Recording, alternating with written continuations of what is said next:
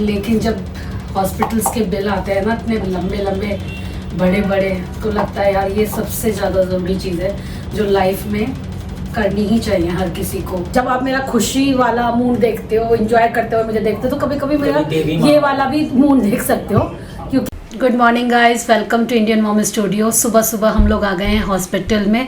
ये last process है जो प्रशांत के साथ अभी होनी है, तो बस उसी के लिए उन्हें एडमिट होना था। प्रशांत का स्टंट रिमूवल है, तो आज भी एंडोस्कोपी होगी, ERCP के थ्रू स्टंट निकाला जाएगा। प्रोसेस तो केवल 1 से 1.5 घंटे की है, लेकिन टाइम देखो पूरा लगता है। मैं सुबह की आई हुई हूँ यहाँ पे और अब 2:30 बज रहे हैं, अभी तक इनको लेके नहीं गए और पता नहीं कब इनका नंबर आएगा, कब डिस्चार्ज होंगे। रात हो जाएगी मुझे लगता है, आज भी रात ही होने वाली है। मैं तो इसके ना हॉस्पिटल के चक्कर काट काट के तंग आ चुकी हूँ सच में। वो कहते हैं ना भगवान किसी को हॉस्पिटल के चक्कर ना कटवाए, वही हालत मेरी हो रही है सच में। ये तुम्हारा पेट दिख रहा है, प्रशांत अपना पेट दिखा रहे हैं, कह रहे हैं कि इसी से का सारा काम होना है। कुछ खा लो भी बहन, कुछ खा लो। हाँ कुछ खा लो, तुम भी खा लो कुछ, क्योंकि पता नहीं हॉस्पिटल में खरबूजा डे बनाएंगे।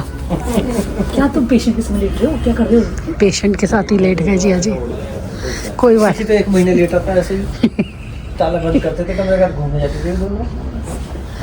लो खोलो जी, खरबूजा ले लो आप भी थोड़ा सा। खाना खाया उन्होंने। देखा जाए तो स्टंट रिमूवल जो प्रोसीजर है वो ज़्यादा लंबा नहीं चलता है, ये मेरे ख्याल से 20, 25 या 30 मिनट में हो जाता है। लेकिन इसके लिए सुबह 10 बजे एडमिट करा लिया था, सुबह 6 बजे से भूखे थे प्रशांत, और ये जाकर शाम को 4 बजे हुआ था। भाई मैं क्या बताऊँ, इतना थक जाते हैं ना हॉस्पिटल में। स्टंट रिमूवल के बाद फिर से इनको कमरे में ले आए थे और डे केयर में रखा हुआ था इनको, तो उसमें भी इन्होंने डिस्चार्ज में इतना लेट कर दिया। मैं बहुत लेट नाइट आई घर पे। ये है नेक्स्ट डे मैंने सोचा घर को थोड़ा साफ़ वाफ कर लेती हूँ, और इनको अभी ना बिल्कुल सॉफ्ट डाइट बोली हुई है, तो वही उनको बना के खिलाना है 3-4 दिन के लिए। तो जो इनकी पुरानी डाइट चल रही थी उसमें 3-4 दिन का ब्रेक देके दूसरी डाइट दी जाएगी इनको, जिससे कि पेट इनका काफ़ी रिलैक्स रहे। तो यहाँ पर सुबह सुबह मैंने सोचा इस रूम की बेडशीट चेंज कर देती हूँ। जाने से पहले ही सोच रही थी, समय ही नहीं मिल पाया बहुत सारी चीज़ों में। आजकल टाइम कहाँ चला जाता है मुझे बिल्कुल मालूम नहीं पड़ता। तो आज मैंने सबसे पहले इस रूम को क्लीन किया, डस्टिंग करी, फिर बेडशीट चेंज करी। मफिन को भी मैं ढंग से टाइम नहीं दे पा रही हूँ इन दिनों, बीच बीच में से कई बार मुझे डे केयर में छोड़ना पड़ता है। घर पे तो छोड़ नहीं सकती क्योंकि मेरा खुद का पता नहीं होता, मैं रात में आऊँ या अगले दिन आऊँ। सारी चीज़ें खुद ही कर रही हूँ, बाहर का घर का सब तरफ का देख रही हूँ, क्योंकि प्रशांत तो इन दिनों कुछ नहीं कर पा रहे हैं और उन्हें मैं भी नहीं करने देती, मैं मना कर देती हूँ। सामान खत्म हो रहा था, बस वही ऑर्डर किया था। तो सबसे पहले मैंने मंगाया फ्लोर क्लीनर, और ये है लाइजॉल का, और इसमें मुझे लेवेंडर वाला सबसे ज़्यादा पसंद है। उसकी फ्रेगरेंस बहुत अच्छी आती है, जब घर में सफाई होती है ना उसके बाद इसकी फ्रेगरेंस काफ़ी देर तक रहती है। फिर मंगाया है बर्तन क्लीनिंग के लिए विम लिक्विड, यही सबके घरों में ज़्यादातर आता है। और ये देखो कितना बड़ा पैकेट मंगा लिया मैंने। फिर कहते हैं आफ्टरनून में कोई ना कोई फ्रूट हम ज़रूर खाते हैं। हम बहुत दिनों से एप्पल खा रहे थे, तो आज मन करा कि मेलन, तो मेलन मंगाया है। साथ में मंगाया है कैप्सिकम, ये रेड येलो कैप्सिकम भी बड़ी महंगी मिल रही है यार। 2 का पेयर मंगाती हूँ तो कभी फ़ायदा नहीं होता। क्या करते हैं ना, एक बड़ी भेज देते हैं एक छोटी, इसलिए अब मैं सिंगल मंगाने लगी हूँ। सिंगल में साइज़ अच्छा आता है। प्रशांत को ये बड़ा पसंद आया आजकल, तो 1-2 बार मंगा के देखा, उन्हें बड़ा अच्छा लगा, तो मैंने कहा चलो इसे भी ऑर्डर करते हैं। ये है मदर डेयरी का प्रोबायोटिक छाछ, ये अनसॉल्टेड है, मतलब इसमें कोई भी सॉल्ट वगैरह कोई भी फ्लेवर एडिड नहीं है। वैसे तो छाछ मैं घर पे ही बना लेती हूँ जब से दही जमाने लगी हूँ, लेकिन आज इसको पियेंगे क्योंकि इसका टेस्ट काफ़ी अच्छा है। और प्रशांत इसमें क्या करते हैं ना, अपना प्रोटीन पाउडर भी ऐड कर लेते हैं, तो प्रोटीन भी मिल जाता है, प्रोबायोटिक भी हो जाती है। और इस पैकेट में ना 2 ग्लास निकल आता है लगभग, तो मैं अपना तो प्लेन ही लूँगी और इनके में डालूँगी प्रोटीन पाउडर। कुछ लोग प्रोटीन पाउडर के बारे में भी पूछ रहे थे, तो मैं बता दूँगी आपको। प्रशांत ये वाला प्रोटीन पाउडर ले रहे हैं जो इनकी डाइटिशियन ने लिखा है इनको, और डॉक्टर ने भी यही सजेस्ट किया है जिनसे इनका इलाज चल रहा है। और मैं बस इतना बोलूँगी गाइस कि कभी भी किसी को देखकर आप प्रोटीन पाउडर अपने लिए मत मंगाओ जब तक आप किसी डॉक्टर से सजेशन ना ले लो, क्योंकि ये भी ना मेडिकेटेड होते हैं, तो किसको कितनी क्या ज़रूरत है वो उस हिसाब से होता है। जैसे कि ये डायबिटीज़ पेशेंट के लिए है, तो आप देखकर अपने किसी डाइटिशियन से या फिर किसी डॉक्टर से सजेशन लेकर तभी मंगाइएगा अपने लिए।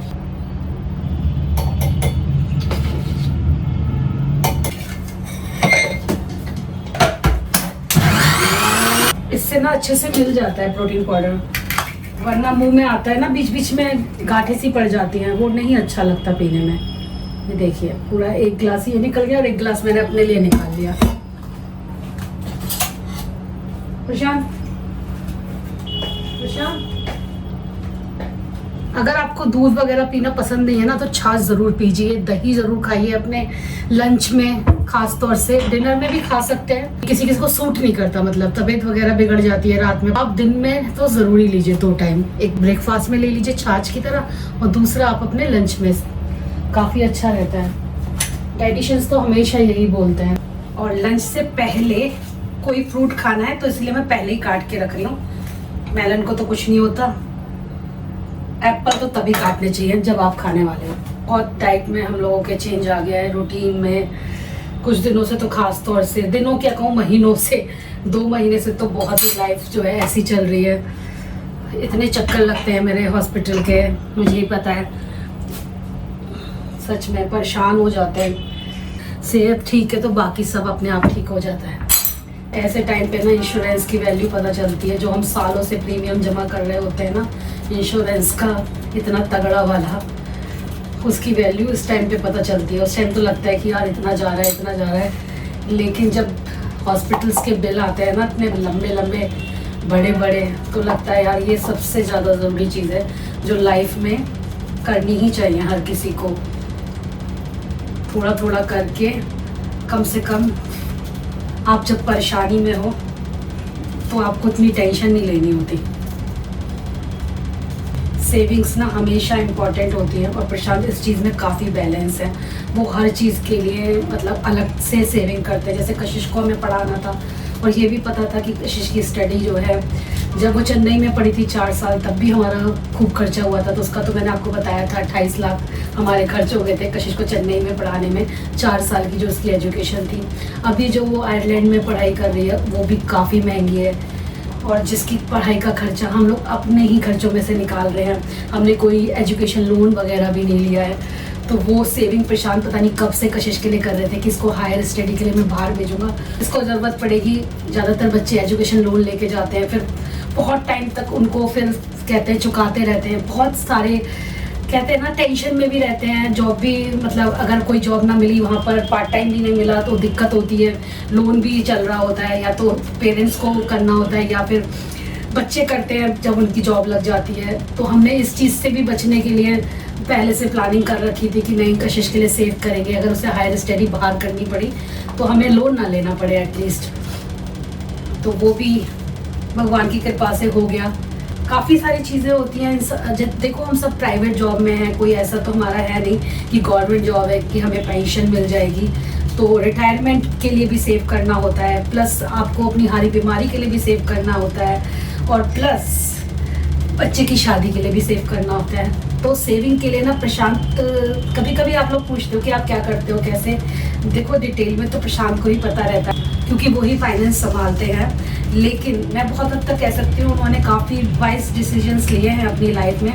और ऐसा नहीं है कि खाली उन्होंने ही मेहनत करी है, मैंने भी जी तोड़ मेहनत करी है अपनी फैमिली को सपोर्ट करने के लिए। मैंने भी दिन रात मेहनत करी है, मैंने ना दिन देखा ना रात।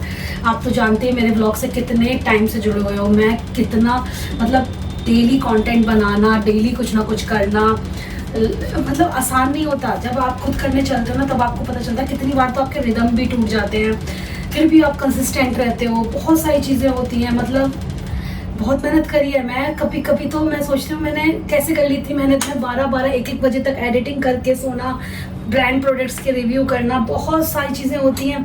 और सबसे बड़ी चीज़ तो ये होती है कि आप कंसिस्टेंसी, आप अपनी लाइफ में कंसिस्टेंट नहीं हो ना किसी भी चीज़ को लेके तो कोई बेनिफिट नहीं मिलने वाला आपको किसी चीज़ का। और आपको खर्चा भी करना होता है। ये नहीं कि आप खर्चा नहीं करोगे तो आप कमा लोगे, जब तक आप खर्चा नहीं करोगे तब तक आप किसी चीज़ में अर्न भी नहीं कर सकते। बहुत मेहनत करी है मैंने भी और प्रशांत ने भी, तो हम दोनों ने ही मेहनत करी है। और बस आगे भी ऐसी मेहनत करेंगे, क्योंकि कहते हैं ना मेहनत करने वालों की हार नहीं होती। तो बस मेहनत तो एक लाइफ का सिंपल रूल है, मेहनत करो, ईश्वर फल अपने आप ही देंगे।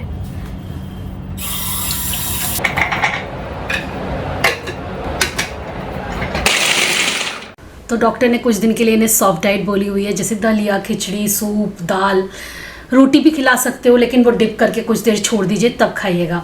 तो मैंने इसमें वेजिटेबल्स डाल के इनके लिए अच्छा वाला एक दलिया तैयार कर दिया था। इसमें पनीर भी डाल दिया मैंने।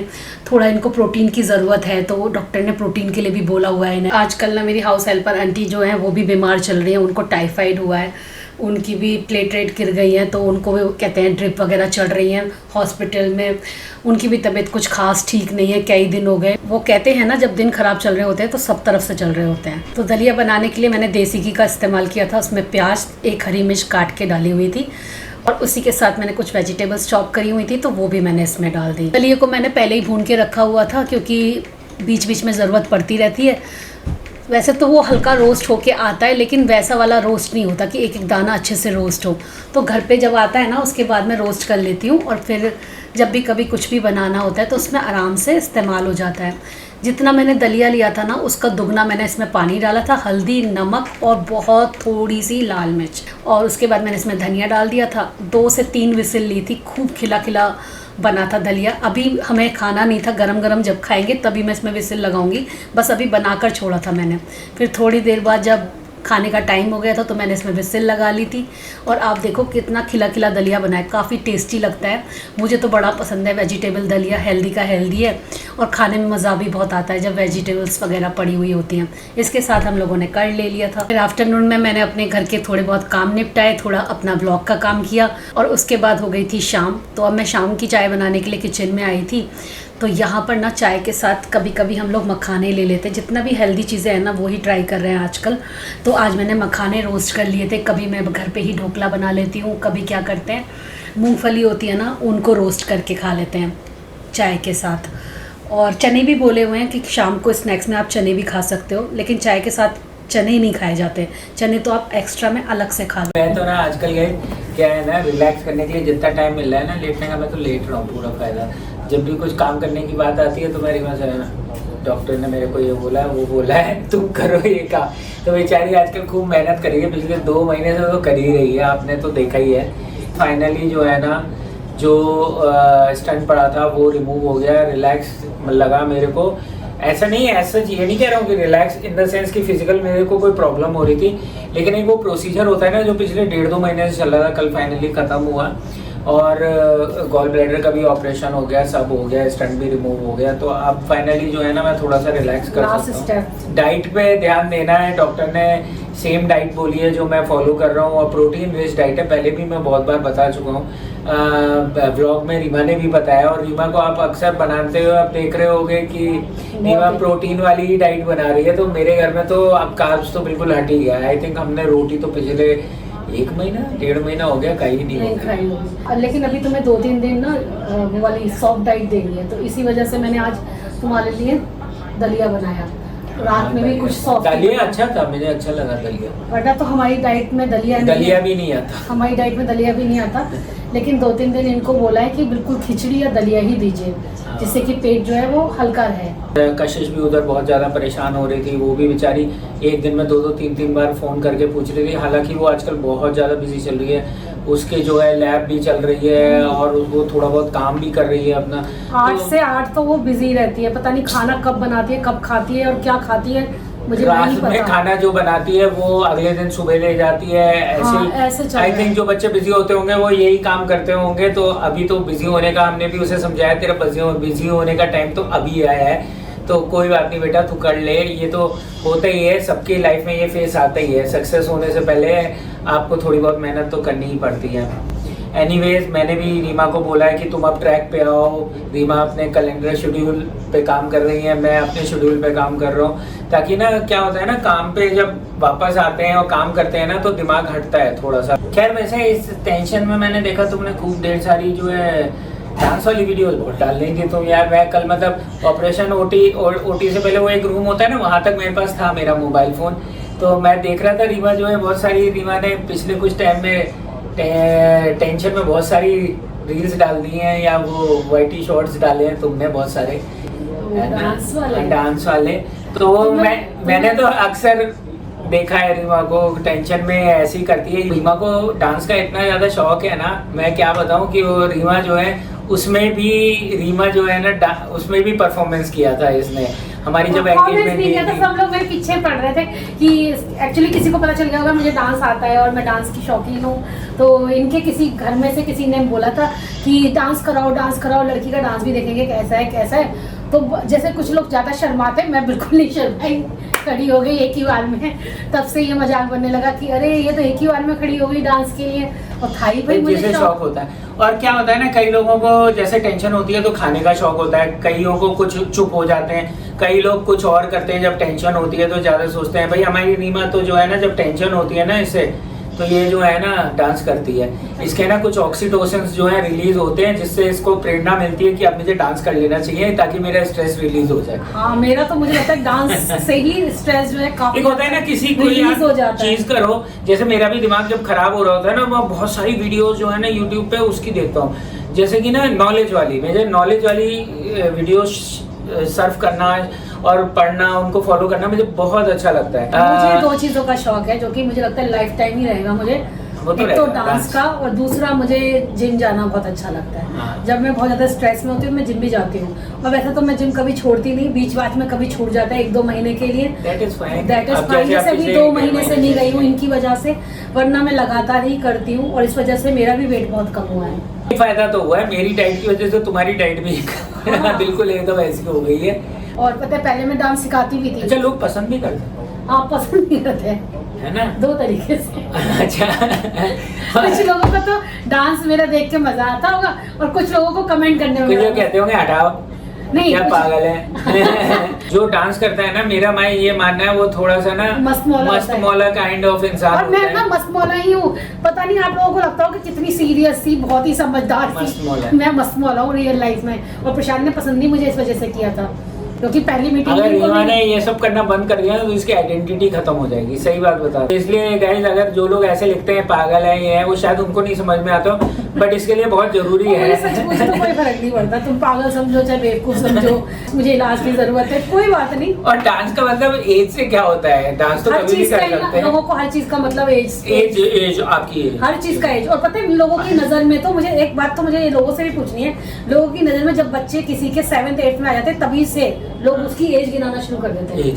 7th 8th में बच्चा आया नहीं, आपकी तो एज हो गई है। 7 में, जब मुझे याद है जब कशिश 7th 8th में थी, तब से मैं ये सुनती आ रही हूँ। और जो है लोग जो है ना 100 साल तक जिंदा रहते हैं, तो 100 साल तक आदमी जो है ना ये वेट नहीं करेगा कि अब मैं 40 का हो गया तो अब बस अब मेरे मरने में इतना टाइम है। अरे जब तक जिंदा हो तब तक जिंदा दिल होके जियो ना यार। और अगर आपके अंदर इंस्पिरेशन की थोड़ी कमी है तो ब्लॉगर्स को देखो जो जिंदा दिल होके जीते हैं। हाँ, मैं तो एक ये भी बात कहना चाहती हूँ कि जो लोग मेरे को 7th 8th में जब मेरी बेटी थी तब मुझे बोलते थे कि आपकी एज हो गई, अब आपको ऐसा नहीं करना चाहिए, ऐसा नहीं पहनना चाहिए, तो अब उनके बच्चे खुद के 7th 8th में आ गए तो उन्होंने वो कपड़े पहनना बंद कर दिए। क्या करना, क्योंकि रीमा तो पिछले 8 9 10 साल से व्लॉग्स बना रही है, अब वो भी उनके बच्चे खुद 7th 8th में आ गए, तो आपने बंद कर दिया। अब आप भी वही कपड़े पहन रहे हो जो आप पहले पहन रहे थे, तो आप में से किसी ने नहीं बंद किया, तो हम व्लॉगर्स के पीछे क्यों पड़े रहते हो? लोग लिखते हैं फिर कि आके ये इस पे वीडियो बनाएंगी फिर हमें बोलेंगी, तो सही बोलते हैं हम लोग, क्या गलत बोलते हैं? आपने बंद कर दिया बोलना, जब आप नहीं बंद कर सकते मैं कमेंट सेक्शन में बोलना, तो हम क्यों बंद कर दें? हम भी बोलेंगे। बाय द वे गाइस, ये कुछ ही लोगों के लिए बोल रही है, सबके लिए नहीं बोल रही है। मेरा दिमाग तो वैसे ही परेशान चल रहा है, और परेशान करोगे तो मैं ऐसे ही बकवास बातें बोलूंगी। कोई बात नहीं, निकल जाता है कभी कभी, कोई बात नहीं, मुझे कोई फर्क नहीं पड़ता, मुझे जो करना है मैं वही करूंगी। आज तक मैंने वही किया जो मुझे पसंद है।